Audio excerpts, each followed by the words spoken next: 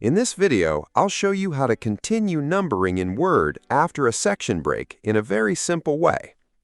First, it's a good idea to make sure you're actually working with a section break. Go to the Home tab and click Show Hide button with the paragraph symbol, or press Ctrl-Shift-8 on your keyboard. This displays all non-printing formatting marks so you can clearly see what's inside your document. Look through your document carefully. If you see paragraph marks, that's completely normal. If you see page break, that only starts a new page and does not create a new section.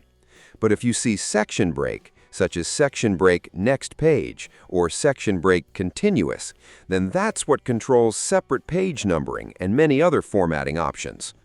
Knowing the difference is very important because page numbering problems usually happen only with section breaks. Now scroll to the page where the numbering starts over. Double-click in the header or footer where the page number appears so you can edit it.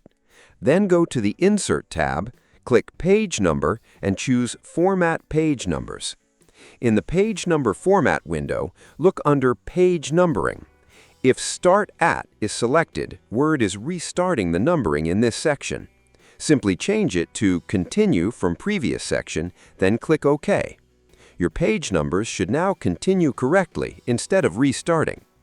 If the numbering still doesn't look right, make sure you're editing the correct section and confirm that the document really contains a section break by keeping the Show Hide marks turned on. Also remember that if you only wanted a new page and not a separate section, you may not need a section break at all. In many cases, replacing an unnecessary section break with a normal page break can also solve numbering issues. That's all it takes to continue numbering in Word after a section break. If this tutorial helped you, please like this video and subscribe.